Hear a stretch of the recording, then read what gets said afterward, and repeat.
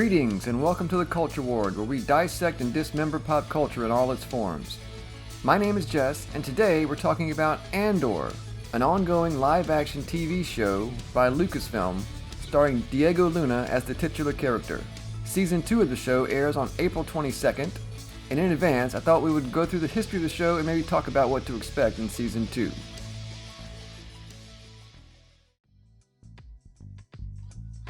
I love Star Wars.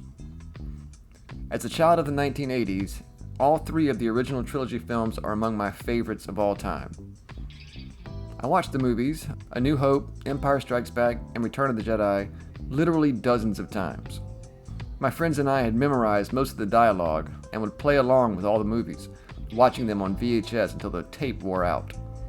I was in my 20s when the prequel trilogy dropped, but I was still very much a fanboy, and saw every one of them in the theater. Despite some flaws, Jar Jar, I thought they were great too. Not as good as the original, but solid entries nonetheless. Revenge of the Sith, Episode 3, was released in 2005, and it was the final movie in the prequel trilogy, and what I thought would be the final movie in the franchise. It seemed to put the pieces in place for A New Hope, and thus was a logical jumping off point. And we would have been happy to have a 6-part series, a well-contained story detailing the Skywalker saga. While there was an animated series, The Clone Wars, set in the era between episodes 2 and 3, which began in 2008, George Lucas confirmed that he wouldn't be making any additional Star Wars films. However, in 2012, he agreed to sell Lucasfilm to Disney, and they immediately announced plans for a new Star Wars movie, which would be Episode 7.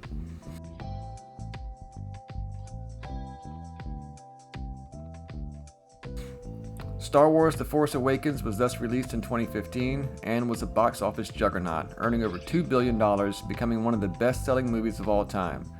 Critical reviews were almost universally positive, with audiences also praising the movie. However, it wasn't that great, to be honest. And there were parts that made little sense, and parts that pissed off a lot of hardcore fans. I mean, it was fun, and I guess seeing the original cast return was a great way to spark nostalgia. Remember when Han, Luke, and Leia were in Star Wars? Anyway, even if it wasn't that bad of a movie, I've heard people refer to it as a house of cards, which is probably the best way to describe it. Yeah, it had some good bits, some nostalgia bait, some potentially interesting story elements, but ultimately it was hollow and ready to collapse at the slightest scrutiny. Now, I won't talk much about the next two installments, The Last Jedi from 2017 and The Rise of Skywalker in 2019, because they were both enormous steaming piles of shit. The Last Jedi is on my short list for worst movie ever made. It was so bad. Stupid story ideas, stupid characters made dumber by bad writing, stupid resolution of previous setups, and a stupid destruction of more beloved characters, especially Luke Skywalker. God, I hate this movie. This is what ruined Star Wars for me. Rian Johnson ruined Star Wars for me. In an effort to, quote, subvert expectations, he made a movie that doesn't even vaguely resemble what came before. It was pretentious, ridiculous, and intentionally ignored 40-plus years of established lore and character development. You see, Rian Johnson, like many other modern creatives, is convinced of his own superiority, and thus he thought he could make Star Wars better than George Lucas. If only Star Wars was a Rian Johnson movie, it would be really good, don't you know? Unfortunately, Rian Johnson is not better than George Lucas, and the story he wrote was idiotic. I can't say enough bad things about this movie, so I'll just stop talking about it now. So, The Rise of Skywalker. J.J. Abrams returned to close out the trilogy that he began. Unfortunately for him, and every poor motherfucker that had to sit through this pile of human bio-waste, Rian Johnson had totally fucked over his story. Every mystery and plot point Abrams set up in The Force Awakens was destroyed by The Last Jedi. Moreover, the way The Last Jedi ended, and the stupid direction the story took, left JJ a total mess to clean up. And to his credit, I think he actually tried. He's just not skilled enough to pull it off. But at least he tried to make it a Star Wars movie again, and not whatever the hell The Last Jedi was supposed to be. He brought back Lando, he brought back the Emperor, and he tried to tell a Star Wars story that was at least grounded in that same universe. But oh man, this movie was bad. Like I said, I didn't hate it as much as The Last Jedi, but it was practically irredeemable, nonsensical story, almost comically bad character writing and dialogue. Oh, they fly now! They fly now? They fly now! And the most absurdly juvenile plot you can imagine. At least it was kind of funny though, like memeably funny, albeit unintentionally so. Somehow Palpatine returned. Disney have continued to pump out content almost continuously since they acquired Lucasfilm. Solo, a Star Wars story, came out in 2018, directed by Ron Howard. It was pretty bad, and became the first Star Wars movie to lose money. The first season of The Mandalorian began in 2019, and was, by all metrics, a success. Set in the years following Return of the Jedi, it follows the protagonist, Din Djarin, a Mandalorian bounty hunter, as he is hired to retrieve a child known as Grogu, who happens to be the same type of creature as Yoda, and who is frequently referred to as Baby Yoda and became a huge merchandising opportunity. It was pretty good. The setting, characters, writing, and dialogue all felt like it was set in the Star Wars universe. At the very least, it was fun, and once again used nostalgia as an effective plot device. Remember old Yoda? Season 2 was also pretty good, at least most people thought so. However, it began to get a little more redundant at that point, and they seemed to rely more heavily on nostalgia. They introduced Ahsoka from the Clone Wars, and even brought in a digitally de-aged Mark Hamill as Luke Skywalker near the end. The third season was terrible. It wasn't even really about the Mandalorian anymore, but focused heavily on the female Mandalorian fighters that had been introduced in the second season. The Book of Boba Fett was a short miniseries that brought back everyone's favorite bounty hunter from the original trilogy. The show didn't really work. It wasn't the worst TV I've ever seen, but it was unfocused, didn't make sense in the context of the Star Wars universe, and didn't really focus very heavily on Boba Fett, to be honest. Obi-Wan Kenobi, released in 2022, brought back Ewan McGregor to play Obi-Wan Kenobi. The show was stupid, and it ruined the character of Obi-Wan. Ahsoka aired in 2023, telling a story about the popular character from the Clone Wars. This show was also hot ass. It was boring, nonsensical, and badly written. The Acolyte, released in 2024, was also a god-awful show. It is a show vaguely related to Star Wars, and any resemblance to Star Wars is immediately ruined by how bad the writing is.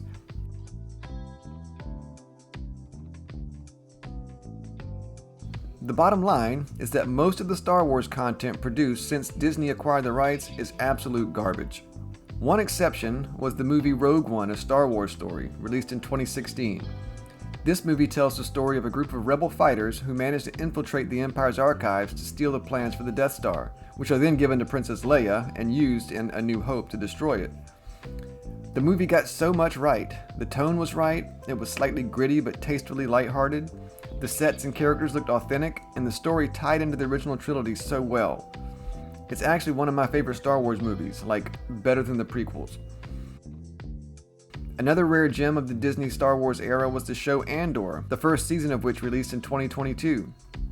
The show follows Cassian Andor, one of the main characters from Rogue One, in the years leading up to his part in that movie.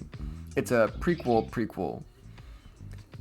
Again, they did a great job capturing the look, style, and feel of Star Wars, and have written a compelling enough story. This is what a Star Wars show should feel like.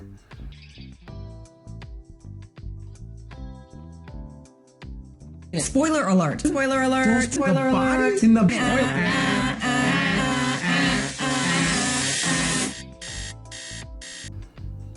So, Andor Season 1. We first meet Andor 5 years before the Battle of Yavin from the first Star Wars movie, while he is searching for his lost sister on the planet Morlana 1.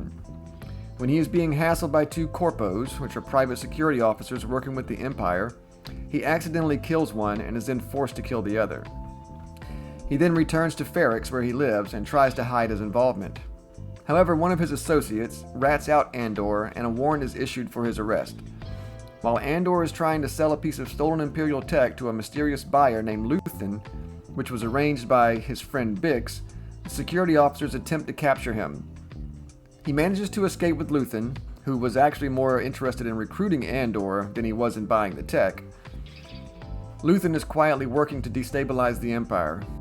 There is a plan to attack an Imperial garrison on the planet Aldhani and steal the payroll of an entire Imperial sector.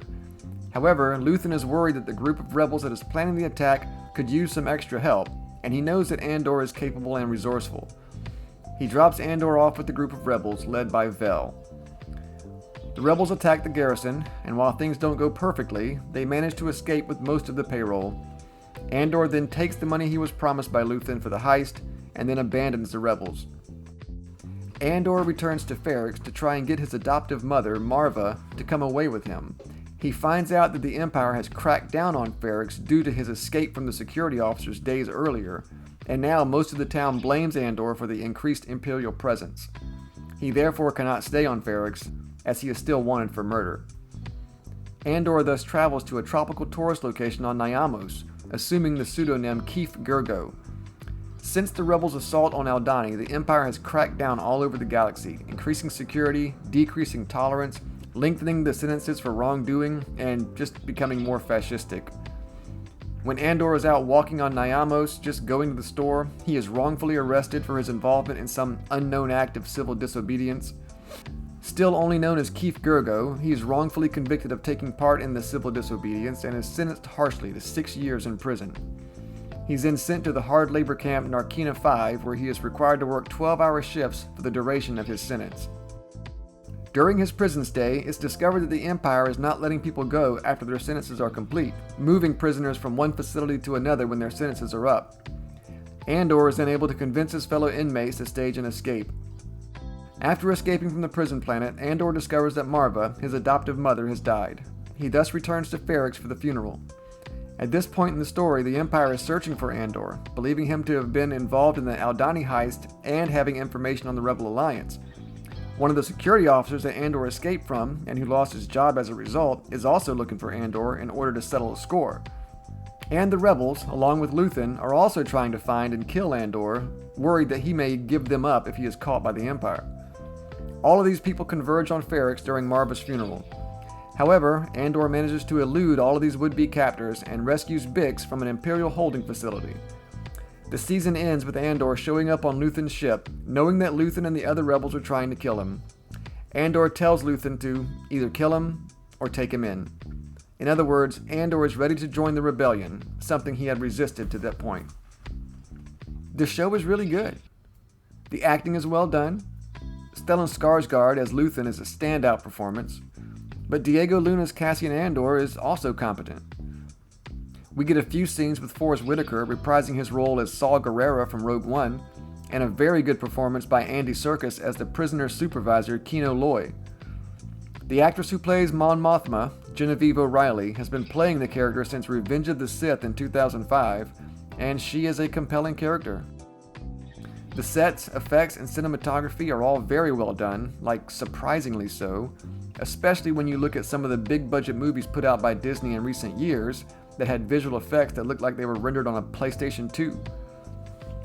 The world looks lived in, the environments look authentic, characters act like real people, and while the season starts off as a slow burn, it never really got dull. I stayed invested in the whole season, which, also surprisingly, runs a full 12 episodes, and almost felt like a regular TV show, something Disney Plus hasn't really been able to crack before. All in all, I like it a lot, and actually look forward to Season 2. Season 2 is set to begin airing on April 22nd, and is expected to pick up where Season 1 left off. Not much is known about it, other than what has been teased in the trailers, but it looks like Ben Mendelsohn will play a significant role, reprising his role as Director Krennic from Rogue One, as well as Alan Tudyk, returning to voice the Imperial droid turned rebel spy K2SO, a fan favorite from Rogue One. I think this is the last season of the show, and it'll lead up directly to the events of Rogue One. At any rate, it should be a decent hour of television. I just hope people watch it. The problem with the first season was low viewership numbers. It seems that Disney has burned so many bridges with fans that even good shows are being overlooked. However, the viewing numbers did increase over time, and word of mouth has been pretty positive, so hopefully people will tune in. Another potential problem with the show is Diego Luna. He recently appeared on Jimmy Kimmel's show to promote Andor Season 2, and couldn't help but denigrate half the potential audience. There's no Jedis around, but No the Force Jedis? is with me even now. Does it spread to others, or is it limited to you? It depends. It depends. It depends who you voted for. I would have thought by now that these entertainment companies, especially Disney, would have cracked down on this stupid shit. You know what happens when you tell your audience to fuck off? They do. Time and time again, this has been demonstrated, yet they still can't help themselves. I mean, to be fair, it's not like anyone actually watches Jimmy Kimmel, so maybe no one will notice. Oh well, live and learn, right? Or not. Anyway, Andor Season 2 drops this week. The first 3 episodes will air on April 22nd on Disney+, and maybe on Hulu? I'm not sure about that. If someone knows, please leave it in the comments. What did you think of Andor Season 1? Are you looking forward to Season 2? Why or why not? Let me know in the comments. As always, thank you so much for watching the video. Please like and subscribe if you enjoyed the content. Bye for now, and I hope to see you next time in the Culture Wars.